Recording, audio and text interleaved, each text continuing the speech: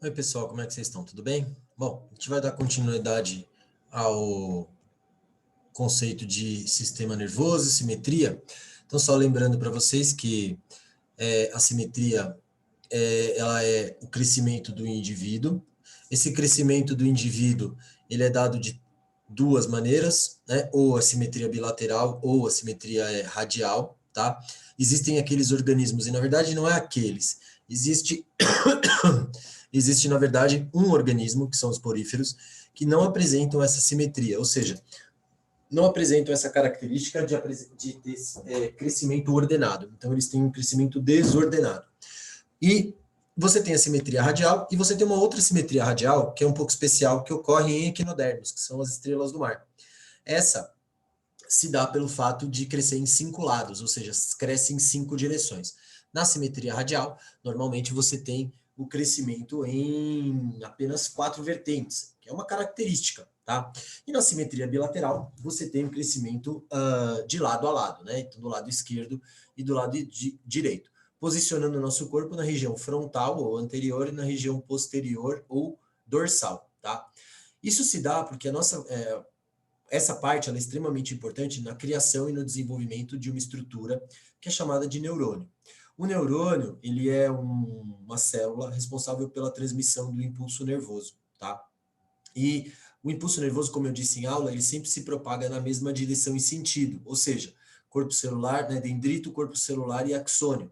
E na pontinha do axônio, o que a gente tem? A gente tem uma bolsinha, e nessa bolsinha você tem uma substância chamada neurotransmissor. Então, é o neurotransmissor o responsável por passar o impulso nervoso de um neurônio para o outro. Lembrando sempre que o impulso nervoso se dá sempre na posição dendrito, corpo celular e axônio, tá? Quando eles se aglomeram, eles formam os gânglios e as terminações que a gente chama de nervos, que são feixes de axônios envolvidos por camada de um tipo de tecido especial, tá? Que é um tecido que funciona como se fosse um preenchimento. Imagine de uma maneira bem simples. Esse tal de tecido conjuntivo que ele fala aqui na apostila, esse tecido ele é um tecido que preenche espaço, é como se fosse o molho do macarrão, que fica entre os fios, né, do macarrãozinho que a gente tem. E o impulso nervoso, né, os dois tipos de neurônios, a velocidade da condução dos impulsos nervosos, ela é maior. Então, investigue qual dos dois tipos de neurônios a velocidade é maior. Nós temos dois tipos básicos, neurônio sensorial e neurônio motor. O neurônio sensorial é muito mais rápido que o neurônio motor, tá? Esse é um dos principais motivos que nós temos uma maior quantidade de neurônios sensoriais do que neurônio motor. E, como eu falei para vocês, o grau de cefalização, que é ter uma cabecinha com os órgãos concentrados, ele tem uma grande vantagem. Tá? Então, você pega, por exemplo, na água-viva, que é a hidra, ela tem sistema nervoso difuso. Os equinodermos, que são as estrelas do mar, eles apresentam um anel nervoso central e um cordão nervoso em cada braço, ou seja, todos eles ventrais. Mesma coisa acontece com os plateumintos, que são vermes achatados, como a planária, que já tem o quê? Um prenúncio de cérebro, ou seja, uma bolsinha com um aglomerado de neurônios, tá? Que a gente chama de gânglio cerebral. E cordões ventrais. As minhocas, a mesma coisa, apresentam um cérebro primitivo, gânglio cerebral, e também um cordão nervoso ventral. Assim como os artrópodes, tá? No caso aqui, o piolho de cobra, ele também tem um cordão nervoso ventral e tem também um cérebro primitivo. Agora, quando a gente entra na abordagem, né, desses animais vertebrados, são peixes, aves, répteis, anfíbios e mamíferos, eles não, eles têm simetria bilateral em todos, tá? E eles têm algumas diferenças de características. Então, essa é uma posição extremamente importante desse grupo, que já apresenta um cérebro extremamente desenvolvido. O nosso cérebro ele é desenvolvido a partir de duas partes, o sistema nervoso central e o sistema nervoso periférico. Tá? O nosso sistema nervoso central ele é formado pelo encéfalo, cerebelo, cérebro, tronco encefálico, tá? Que forma para nós uma estrutura completa de resposta. Cada animal tem a sua característica, e vocês percebem pela coloração, isso é muito legal de observar, vocês percebem pela coloração que o cérebro, quanto mais curvado, quanto mais dobrinhas eu tenho de cérebros aqui, né? Mais dobras nervosas, maior é o cérebro. Então perceba que o cérebro do mamífero, ele é muito mais complexo, a gente está falando aqui de complexidade, ele é muito mais complexo que o cérebro do peixinho, ou o cérebro do réptil, ou o cérebro da ave. Ah, um detalhe importante. Boa parte dos peixes tem cerebelo bem pequenininho. Isso faz com que eles não tenham memória. Então, eles têm uma memória muito curta. Tipo Procurando Nemo, tá? Só para você lembrar. A medula espinhal, ela se conecta à sua cabeça através da coluna vertebral, tá? Lá, o que que a gente tem? A gente tem a parte dos neurônios, né, chamados axônios, né, que a gente chama o quê? De substância cinzenta e substância branca. E aqui as saídas, né, dos nervos que vão para todo o corpo, terminando no que a gente chama de nervos sensoriais motores, tá? Então são os nervos que a gente tem. Isso permite a nós um impulso nervoso e uma resposta a qualquer tipo de impulso. Essa resposta que ocorre para qualquer tipo de impulso, ela é chamada de ato reflexo e arco reflexo. Eu tenho os dois, tá? O ato reflexo, ele ocorre por uma ação involuntária, uma resposta muito instintiva do nosso corpo. E o arco reflexo não. Ele recebe uma mensagem, identifica a mensagem e aí dá uma resposta ao corpo. Normalmente dá uma resposta ao músculo, tá? Então essa é uma característica muito particular desse sistema nervoso que nós temos, tá? Então, dentro dessa parte do sistema nervoso, a parte do sistema nervoso periférico, aí a gente tem o quê? A parte dos estímulos visuais, estímulos sensoriais, como por exemplo, audição, visão, paladar, olfato, todas as respostas que nós temos no nosso corpo voluntárias, ou seja, aquelas em que eu controlo, né, em que eu controlo o meu movimento. E ele fala aqui, né, cite exemplos de situações cotidianas nos quais seu cérebro atua. Nesse momento que você está me ouvindo, seu cérebro está atuando, me ouvindo, então o seu ouvido ele está recebendo uma informação, está tratando essa informação, está identificando essa informação para você aprender.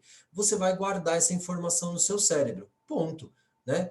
Então, assim, quando você vê o sol, quando você acorda, tudo isso está relacionado ao seu cérebro, tá? Então ele fala, né? De acordo com o texto, de que depende a saúde do cérebro? Cara, vou falar para vocês com maior tranquilidade. Estímulo. O nosso cérebro precisa o tempo todo ser estimulado e aprender. Caso contrário, ele vai acabar ficando cada vez mais fraquinho. E esse é um motivo muito sério de algumas doenças que a gente tem. Ele fala, né, que atitudes devem ser adotadas para manter o seu cérebro ativo, mesmo em idade avançada. Leitura, jogo de caça-palavras, jogo de cartas, né? Minha avó, por exemplo, joga buraco, ela adora jogar cartas. Então ela joga lá buraco com a minha mãe e elas ficam as duas jogando. E isso, para elas, é um estímulo muito grande. Minha avó tem 93 anos e a minha mãe tem 70. E a minha mãe lê muito, assiste muito jornal, a minha avó lê jornal também. Então, o estímulo ao cérebro é fundamental para mantê-lo ativo e funcionando, tá? Ele fala, você conhece alguém que apresenta? Bom, eu vou falar no meu caso, eu tenho minha tia-avó, a minha tia-avó faleceu já faz, acho que uns 8 anos, né? E a minha tia teve Alzheimer, que é um problema muito sério relacionado à memória. Então a pessoa esquece das coisas, tá? E aí o corpo dela acabou apagando, né? A gente pode considerar que o corpo acaba apagando. Então, essa é uma característica muito importante. Ainda tomando como parte importante, uma continuação do que a gente está falando, né, da parte sensorial do nosso cérebro, a gente chega nos órgãos sensoriais do nosso corpo. Então, nós temos o olho. Para cada animal, o olho é de um tipo. O que você está vendo aqui para mim, comigo, é o olho humano. Então, o olho humano ele é formado pela córnea, que é a superfície que é a parte mais superficial do seu olho, né? Você tem o humor vítreo, né? Que é a parte interna. Você tem um outro aqui, ó, em que eu estou apontando com a seta, que é o humor aquoso. A sua pupila, que abre e fecha de acordo com a luz. A íris, que dá a coloração do seu olho. E o cristalino, por onde a luz passa. Aqui no fundo do seu olho, você tem uma camada chamada de retina, onde ela é estimulada pela luz, formando uma imagem, e dessa forma vai para o nervo óptico. Esse nervo óptico ele é muito importante porque é ele que é o responsável por quê? Por identificar a imagem, tá? Então nós temos a esclerótida, né, que é a camada mais externa, esbranquiçada do seu olho, que você vê, né? É o branco dos olhos. A coroide, que é a camada mais escura, irrigada por muitos vasos sanguíneos. O olho precisa de muito sangue, então quando você tem uma pancada no olho, por exemplo, acaba dando um certo problema. Então, isso é uma característica bastante peculiar. Então, essa é uma característica. E a retina, que é a camada que identifica, né? A camada que identifica essa característica, tá? Então, essa é uma característica, que é muito particular, tá? É uma característica que é muito particular. Nossa retina, ela consegue identificar a coloração das cores primárias e cores secundárias, tá? A córnea, né, é a parte mais superficial, é a primeira entrada do olho, né? Por onde a luz passa. E a lente é aquela por onde a luz efetivamente passa, sofrendo um desvio que vai em direção à retina, onde a imagem é formada, tá? Então, aqui a sua pupila, ela vai dilatar se você tiver com menos luz e ela vai contrair quando tiver quando tiver mais luz. Quem faz isso é um sistema do seu corpo chamado periférico autônomo, simpático e parasimpático. Então, o sistema autônomo, simpático e parasimpático é aquele que faz o controle, né, da abertura e fechamento da sua pupila, quando está muito sol, quando está muito escuro e etc. Tá? Então, essa percepção ela é feita por células chamadas cone e bastonetes, que são sensíveis de acordo com a quantidade de luz. E as células cone, elas percebem as cores. Eu tenho primárias e secundárias.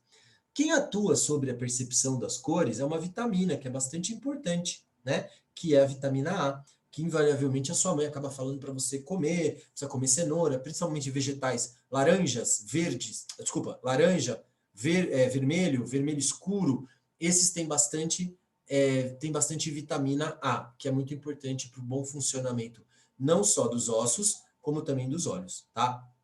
A nossa imagem, ela é uma imagem que é formada no fundo da nossa retina, e pela física, ela é um pouco explicada. Ela diz que a nossa imagem ela é menor, a física explica, que é uma regra, tá? O Pro está colocando para vocês uma regra. Então, a física explica que a imagem de verdade, ela é menor, né? E invertida, que a gente chama de imagem real. Então, isso acontece no nosso olho, isso acontece na câmera fotográfica antiga, que é aquela de câmara escura, né? Que são as máquinas que apresentam filme fotográfico. Você fala, Pro, nunca ouvi falar em filme fotográfico. Pergunte para o seu papai e para sua mamãe, que ela vai com certeza mostrar.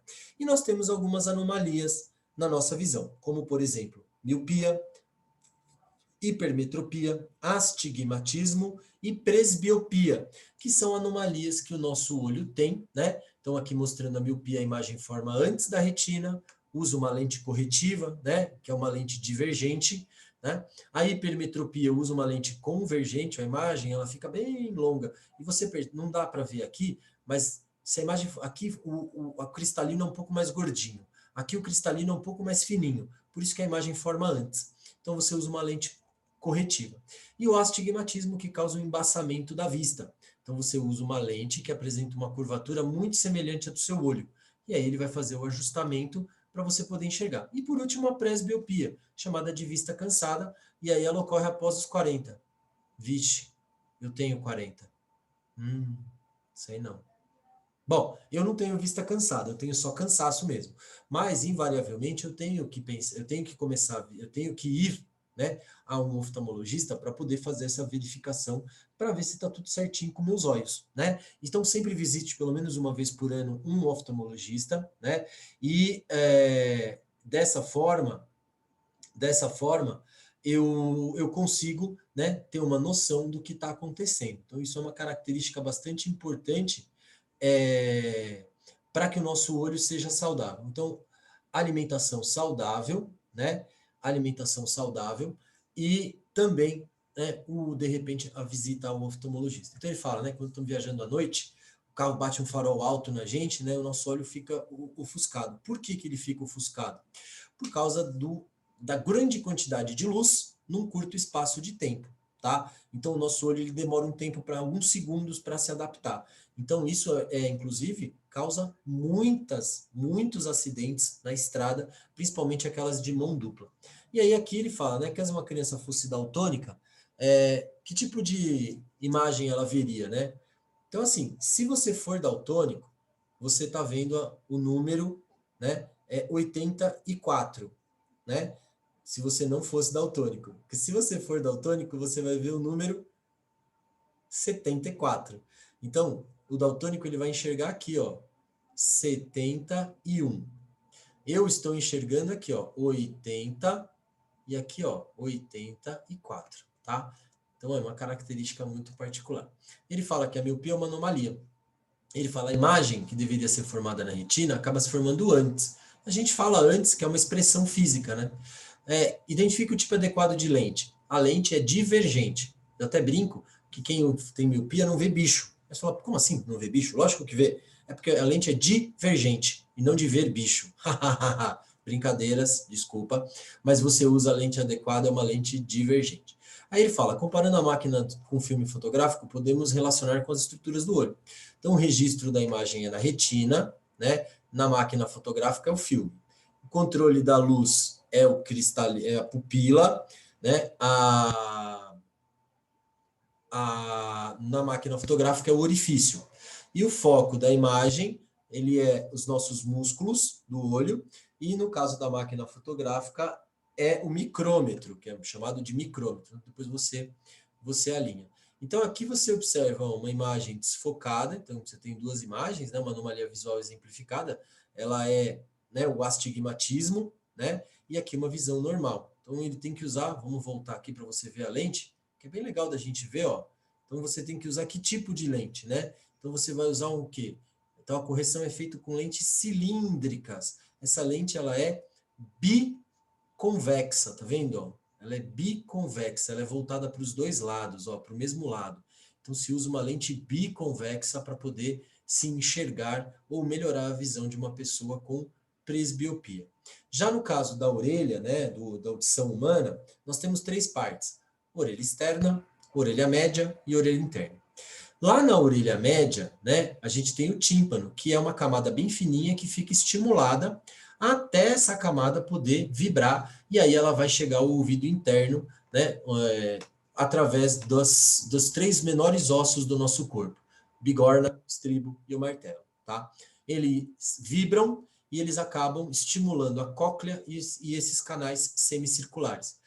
O fato de ter um líquido, né, que ele fala, tem a função de aumentar a velocidade do som. Então aqui está a imagem da sua orelha. Aliás, um detalhe, cada pavilhão aqui, ó, cada orelha externa é diferente em cada indivíduo, nenhuma orelha é igual, tá? Você tem aqui meato do ouvido externo, né? Você tem a parte da orelha média, onde estão tímpano e os ossículos, e a orelha interna, onde estão o vestíbulo, a cóclea e os canais semicirculares. E por último, o nervo auditivo.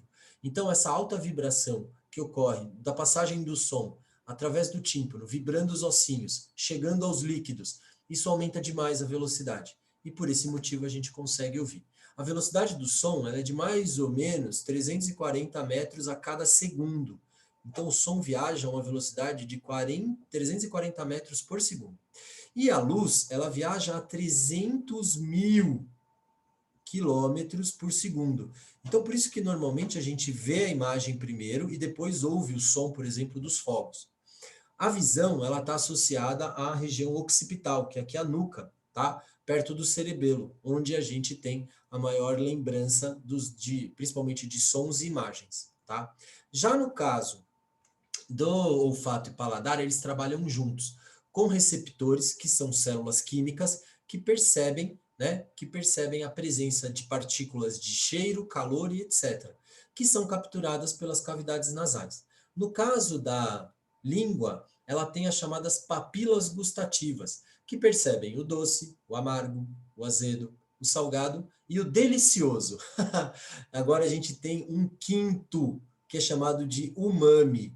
Ele foi locado há uns 4, 5 anos atrás aí no Japão.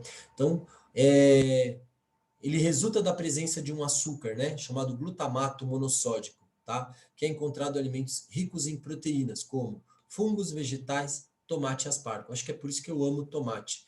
A gente fala que o umami, ele é o delicioso saboroso, tá? Que é a identificação que a gente tem se a gente gostou daquilo que comeu ou não.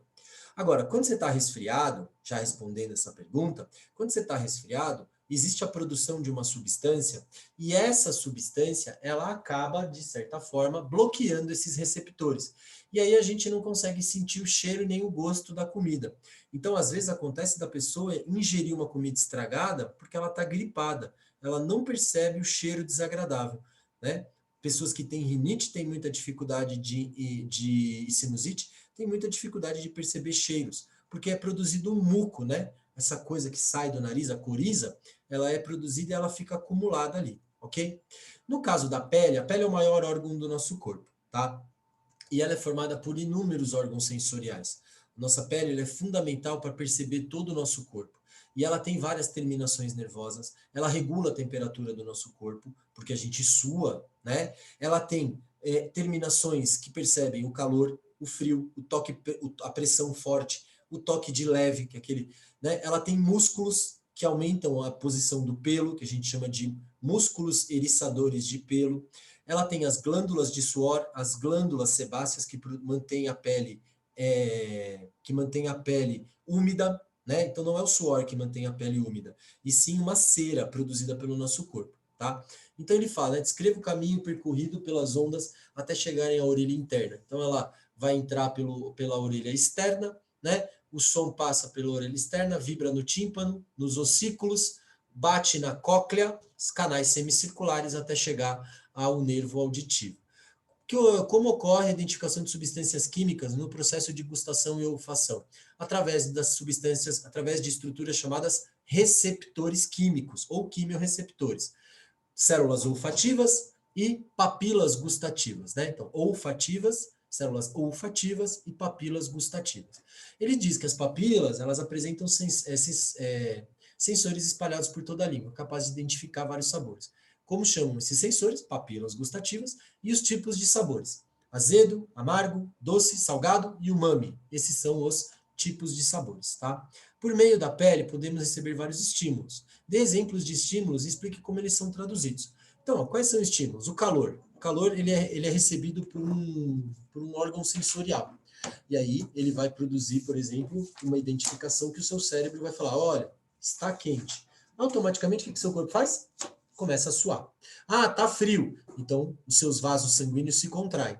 Ah, queimei a mão. Então, todas essas características, elas são organizadas, né? Elas são organizadas de acordo com cada tipo de órgão sensorial, de célula sensorial que nós temos no nosso corpo, beleza? Então essas são características bastante importantes relacionadas aos órgãos sensoriais. Eu acho muito bacana que vocês façam, né, esse mapinha, porque os mapas de conceito, eles são bastante importantes, né? Então, sistema digestório completo, né? Sistema digestório incompleto. E aí você consegue achar aqui alguns exemplos, excreção nos vertebrados, na maioria é ureia, né? Então, é legal que vocês elaborem essa característica, montem esse mapa conceitual, porque ele é fundamental, beleza? Então, galerinha, a gente encerra a nossa apostila aqui, né? Espero que esteja tudo bem com vocês aí, e a partir de agora o processo encerrado, e agora é só chegar às provas, a gente para fazer as provas e aí correr para o abraço. Estudem bastante, porque é muito importante que vocês estudem, tá bom? Beijo, galera. Até a próxima aula.